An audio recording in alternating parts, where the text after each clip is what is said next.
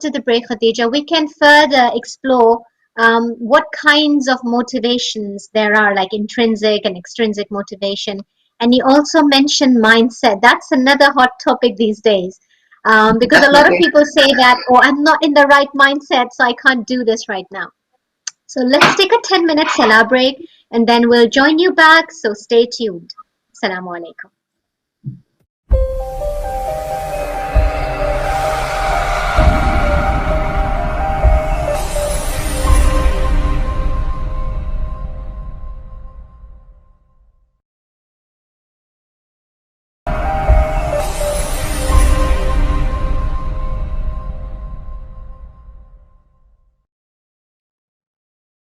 Assalamu alaikum. Welcome back.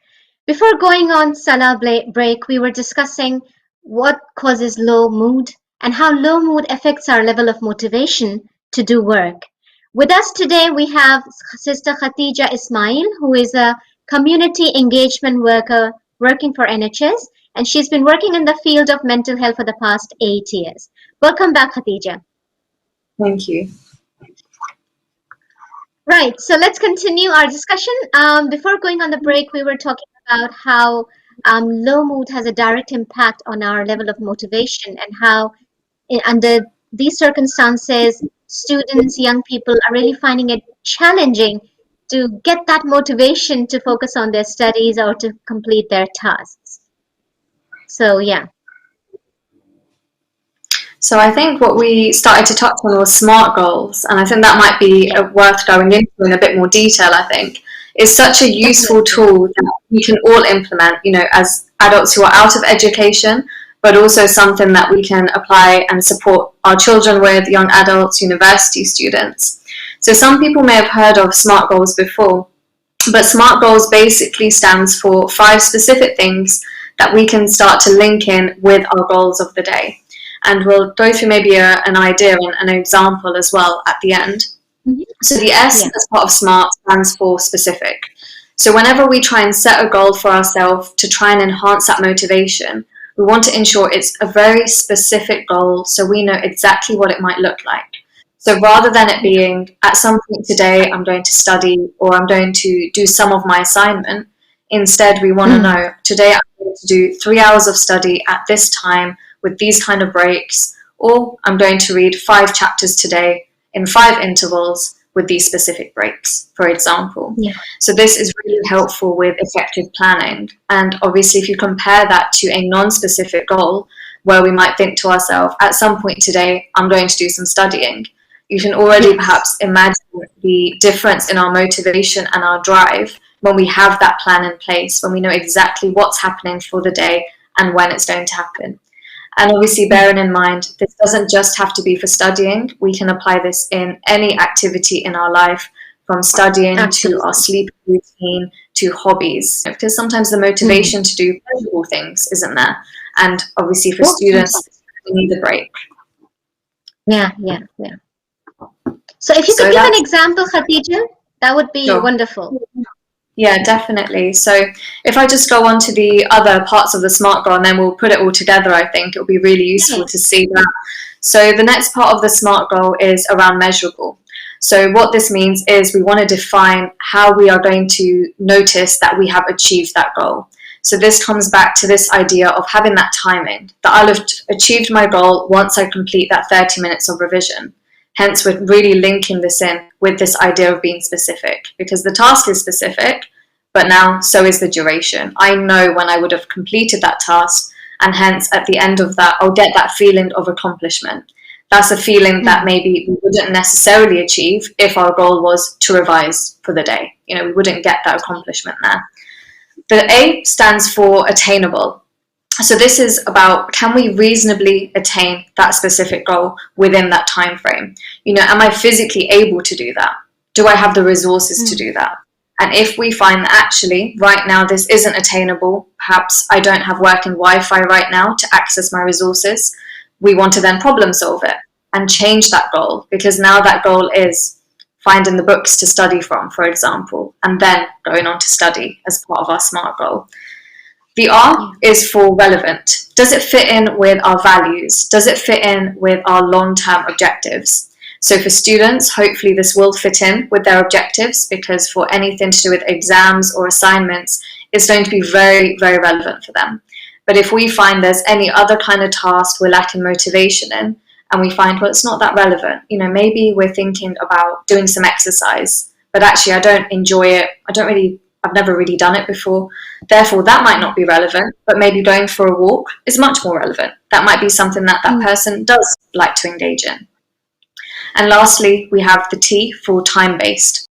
And this is around setting a very realistic time frame, trying to prioritize our tasks and knowing that time frame we will complete that in.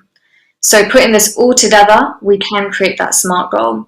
So you asked for an example before. So this could basically change our goal from tomorrow I'm going to study. Might be something a lot of students say, we're going to revise tomorrow, we're going to finish that assignment. And then on the day, there's not that motivation. We're trying to plow through the day, trying to achieve it, but it will have a lot of barriers. So instead, we want to try and think to ourselves, tomorrow I'm going to study 3 chapters. I'm going to do the first chapter for 20 minutes at 10 a.m. I'm going to do the second one at 11 to 11:20, and let's say the third one at 1 till 1:20. Obviously increasing the time frame where appropriate.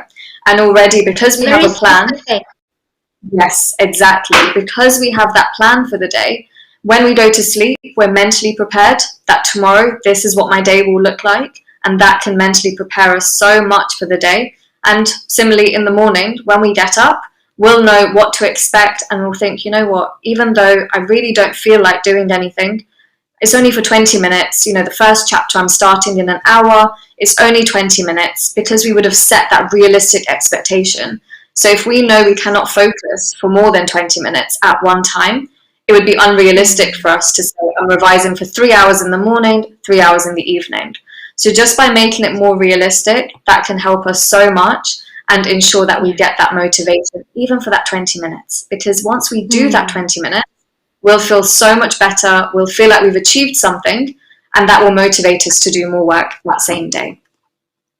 And I think at the same time, you will get into a habit of getting into a routine. Because if you set that goal for, say, a month, and Islamically they say if you want to develop a new habit or get rid of an old habit, you should do that task for 40 days continuously, and then it will automatically become a habit. Brilliant. Thank you for that, Khadija. Thank you. I hope our viewers will benefit from this SMART goal approach. And as Khadija said, it's something we can apply in every single day, in everything we do, not just for students, but even for people who are working from home. They can even apply this for achieving their goals and tasks.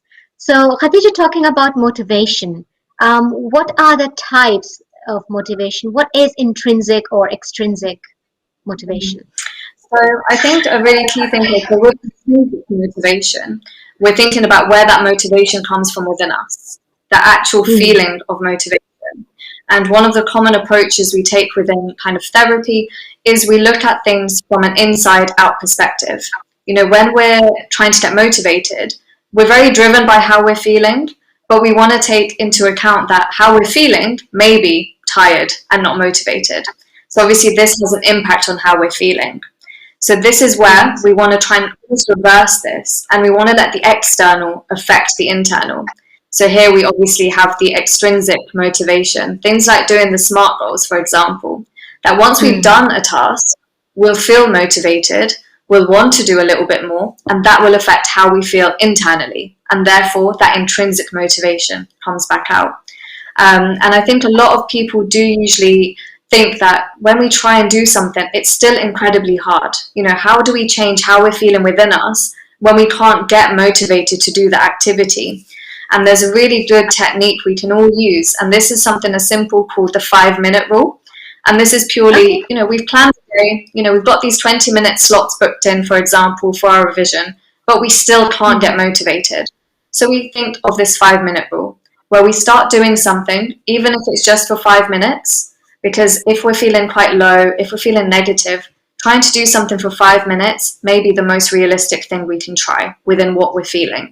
But what we'll notice is after that 5 minutes, we'll either complete the 5 minutes and feel great that we've done something rather than nothing, or we'll start to feel more intrinsically motivated to do more.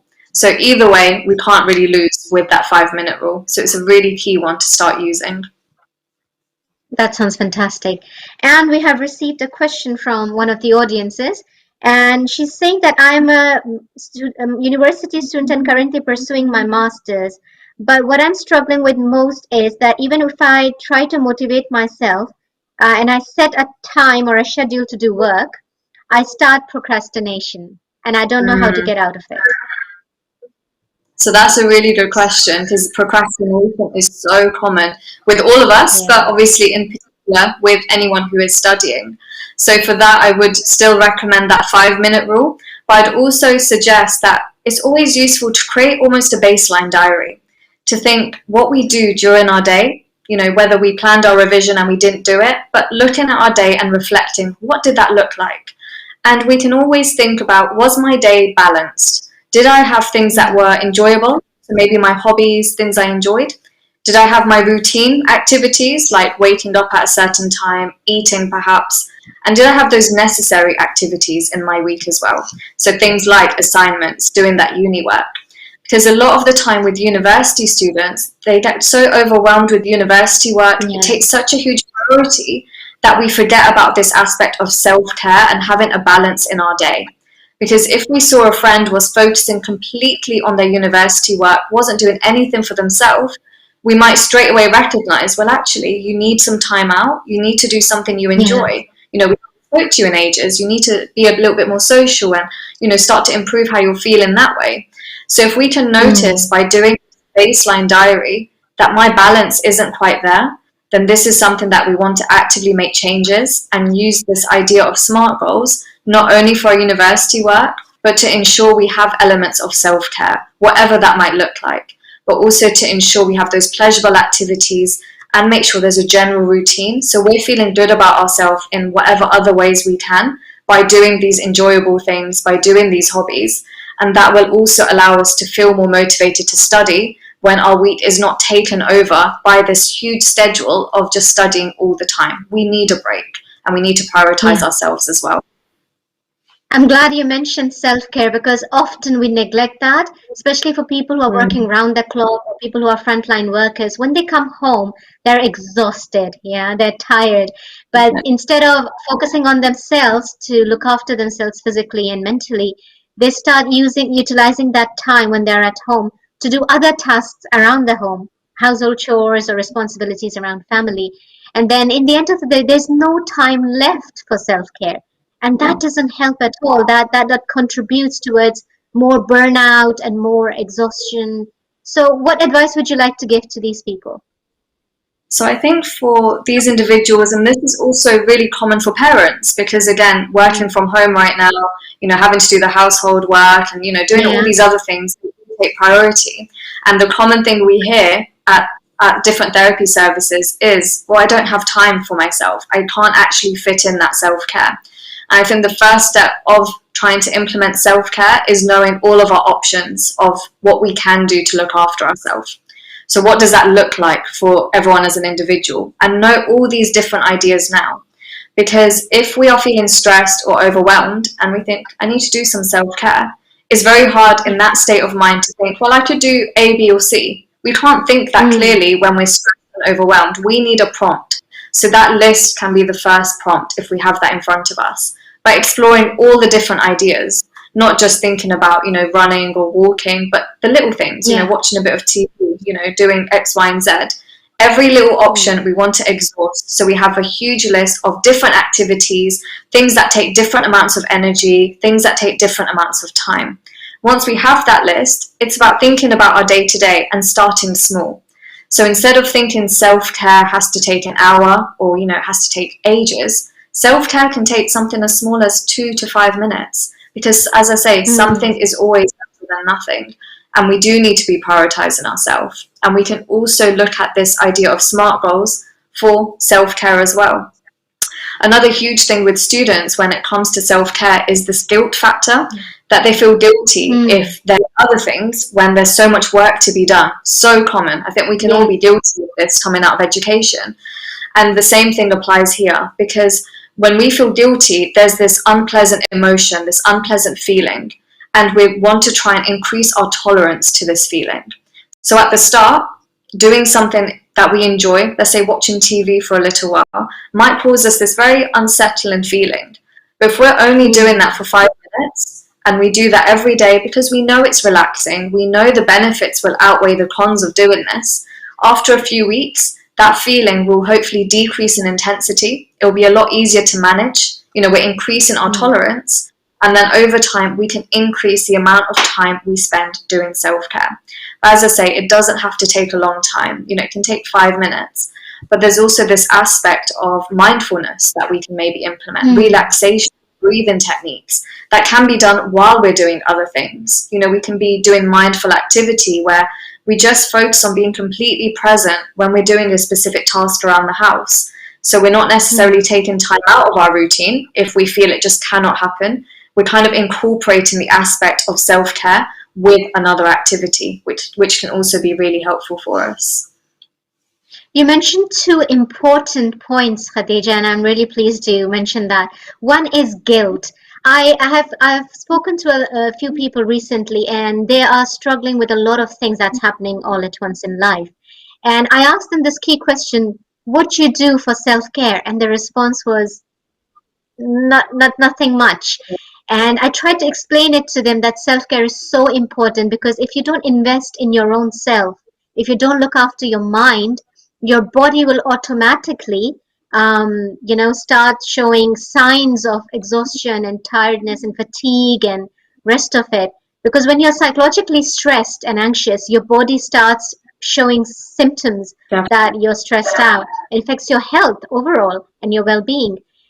So some people say that, oh, if we take the time out for ourselves, then I feel guilty because I could have been doing something else during that time, like some household chore or doing something for someone else.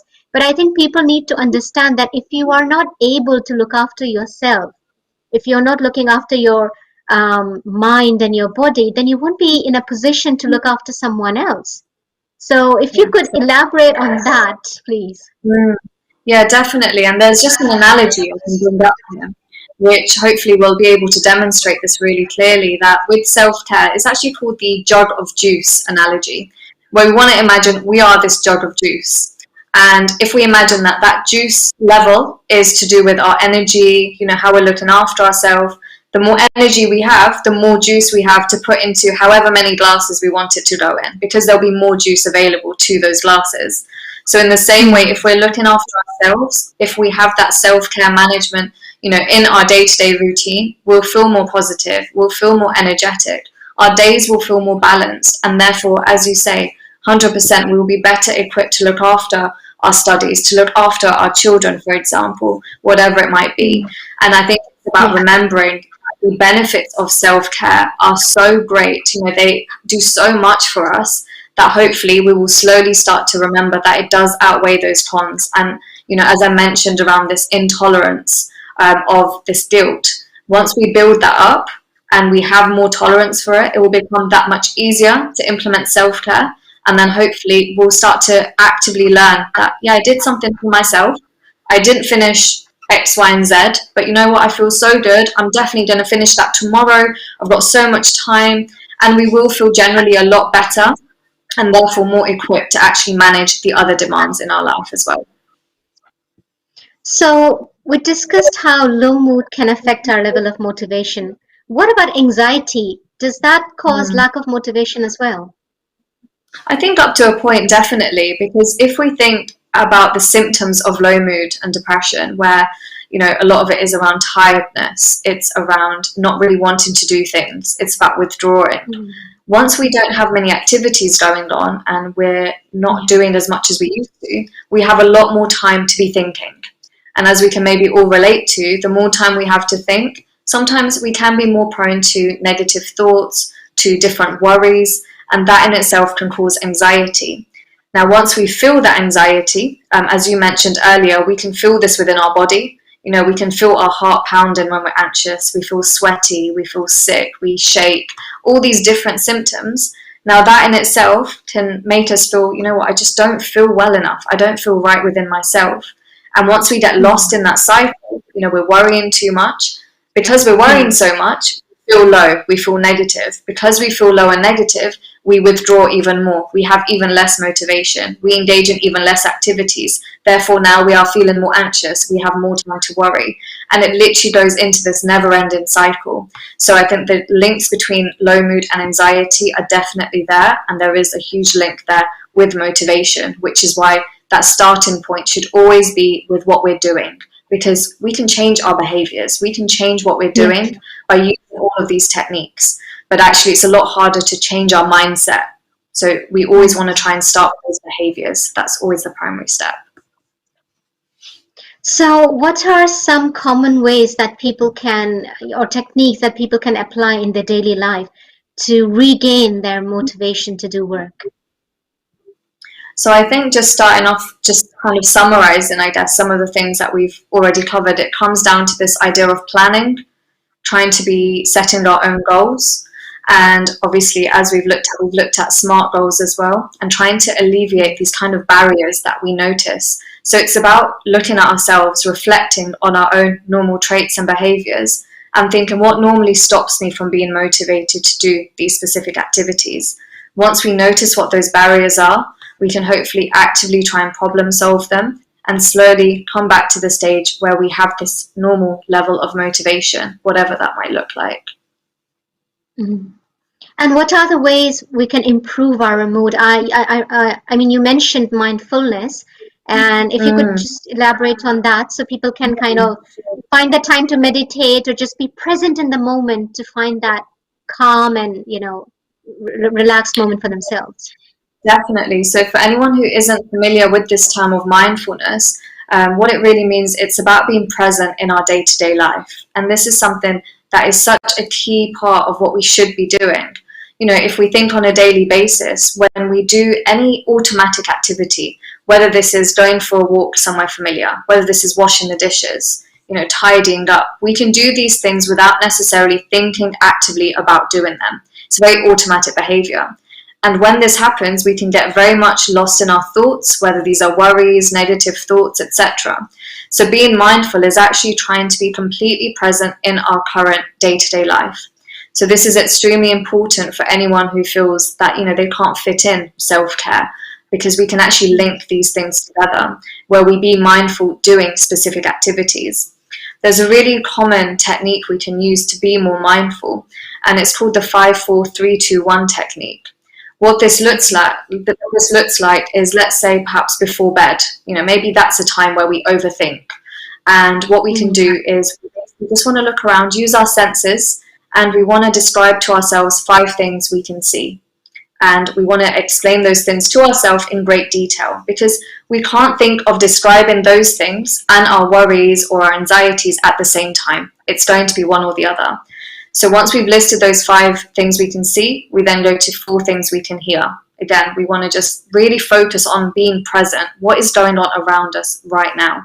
And we continue with this technique with the rest of our senses. So obviously 3 things that we can smell, perhaps, things we can taste, something we can touch, etc. So we're trying to change our focus to be actively present in the day-to-day. And as I mentioned earlier about mindful activity, we can incorporate this 5-4-3-2-1 technique into our day-to-day activities.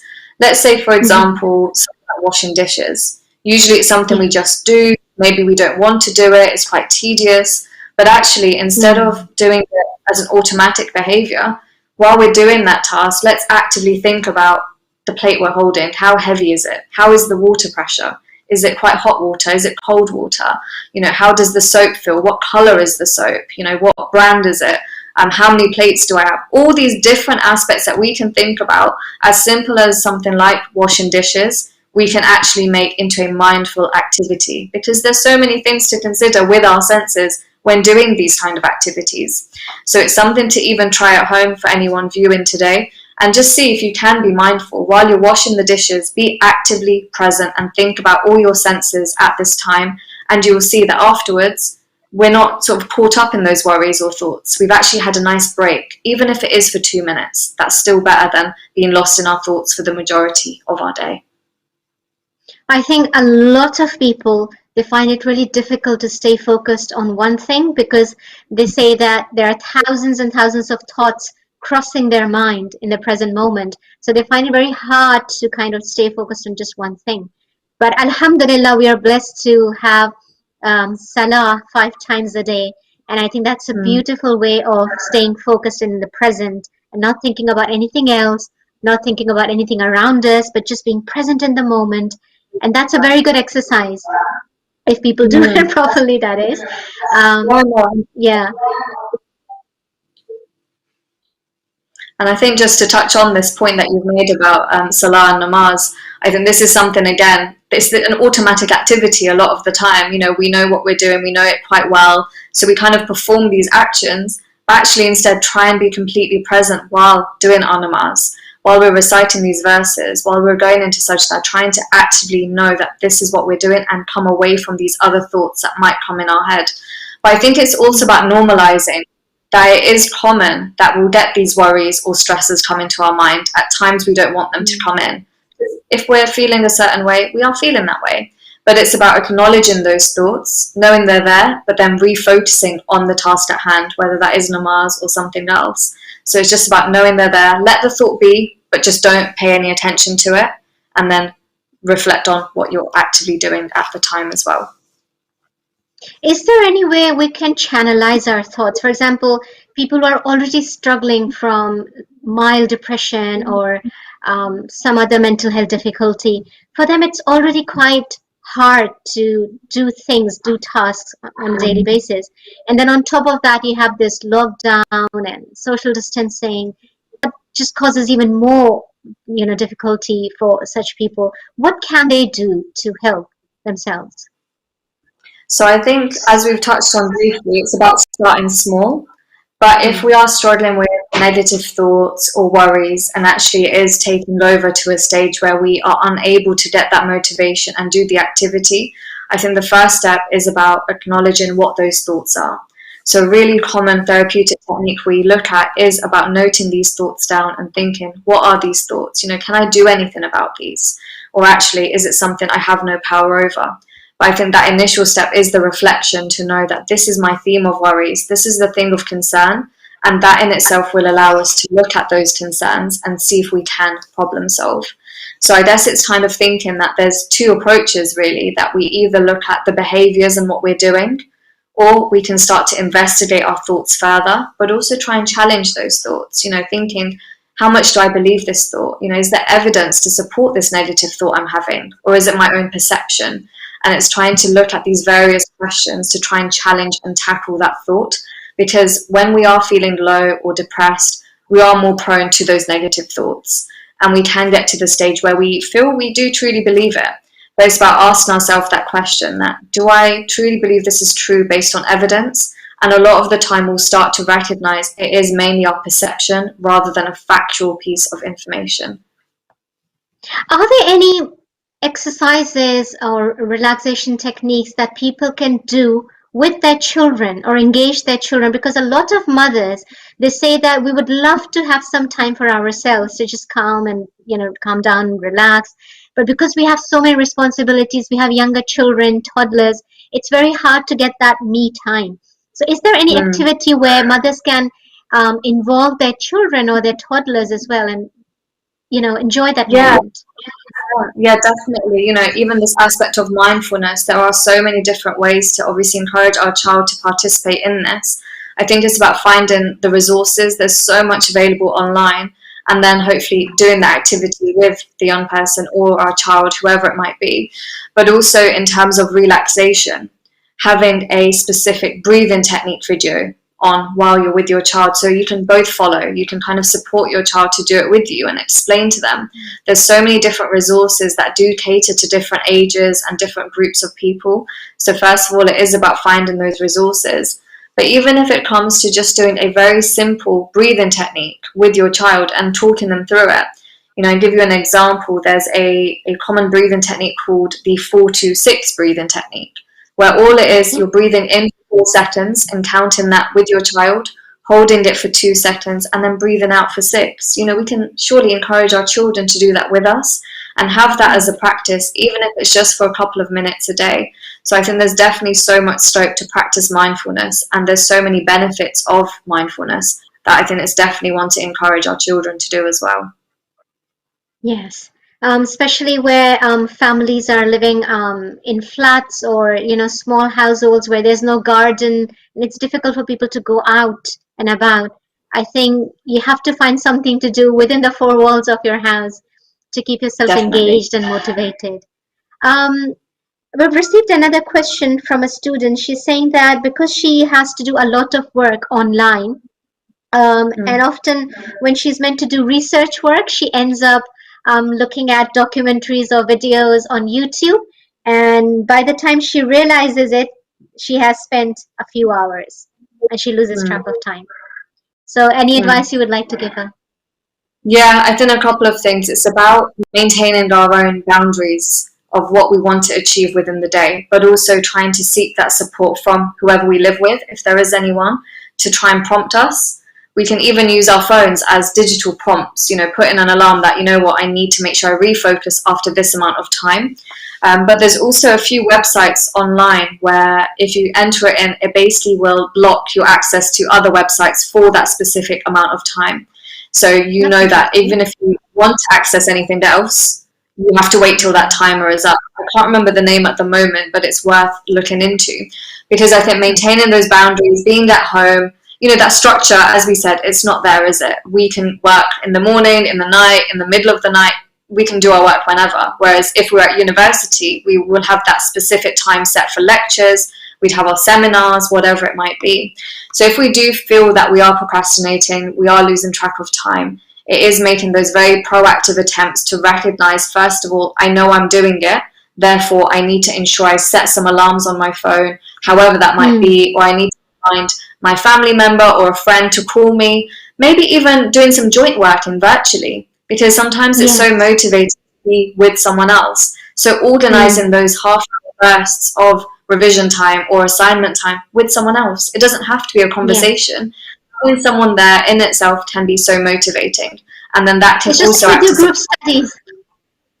yeah, definitely. It's just so helpful, because if we have that prompt and, if we're working through something and we start to procrastinate, but then whoever's online with us is saying, oh, have you looked at this? We will suddenly Hmm. snap back to the work and think, oh, Yeah. yeah, it's been 10 minutes, we just haven't focused. And then we'll Yeah. slowly recognize it more and more, recognize when we're doing it. And once we have that awareness, we will slowly be better prepared to bring ourselves back to the focus of attention, which should obviously be the uni work that we want to complete. So it's using whatever resources we can find.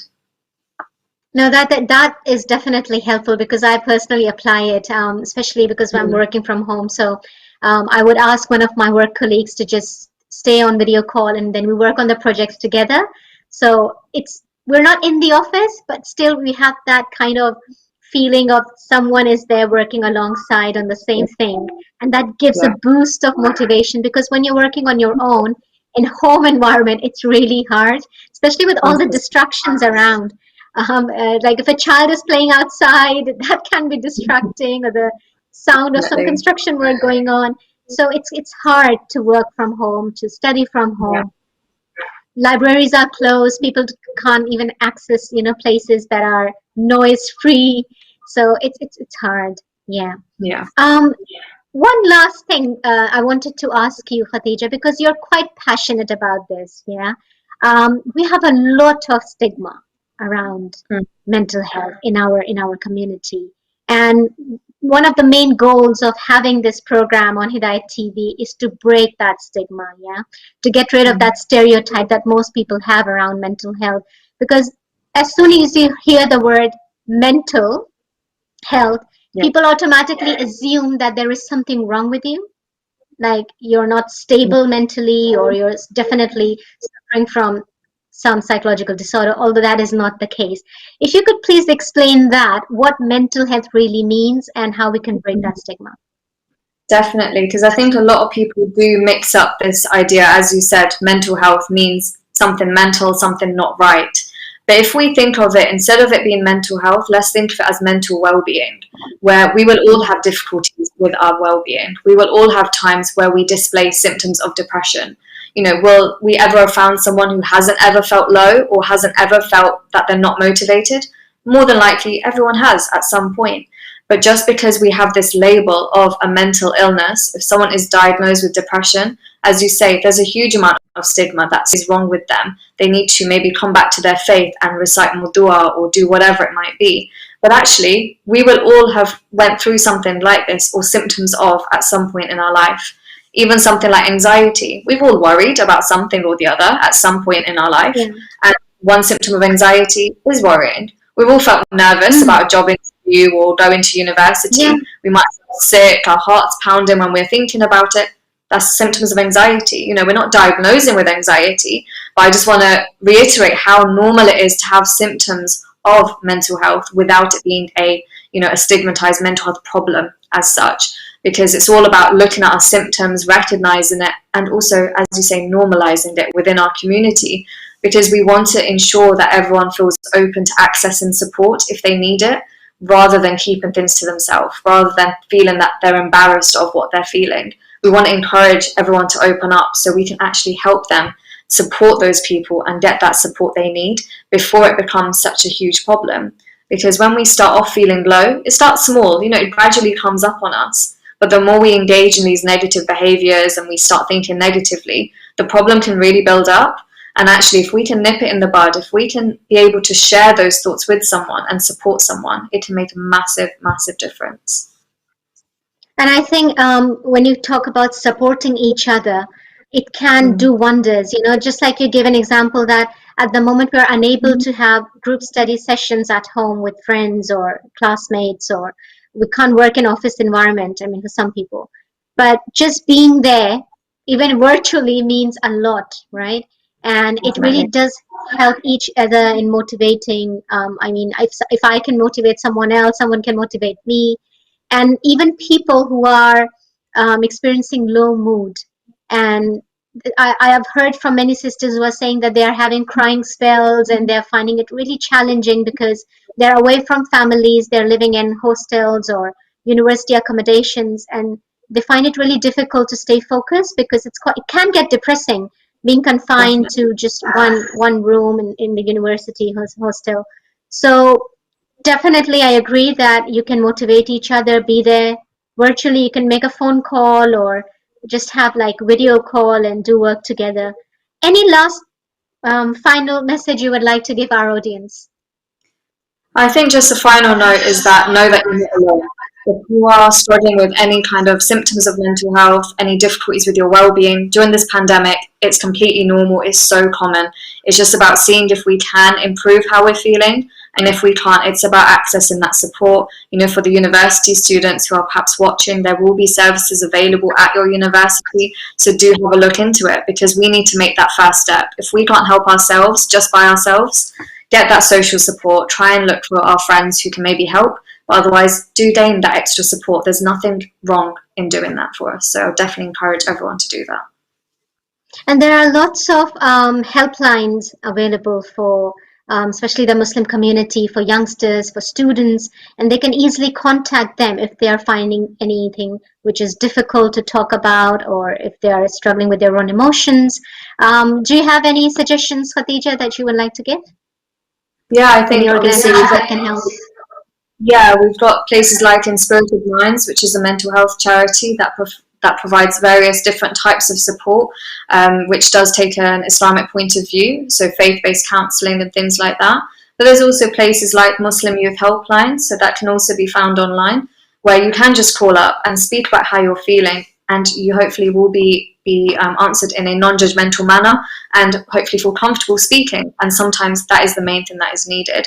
So they're the main two that I'm aware of. I don't know if you've got any other ones you want to add to that. Well, I think you've covered, mashallah, almost everything. And thank you so much for the valuable insight that you shared with our audience today. I'm sure people must have found it really insightful, and they will apply these techniques in their daily life to make things easier. Once again, Khadija, Jazakumullah khairan for today. Thank you for having me today. Absolute pleasure. Inshallah, we'll meet you next time, next Saturday at 12 p.m. with another brilliant topic. And till then, look after yourselves. and your mental health. Assalamu alaikum.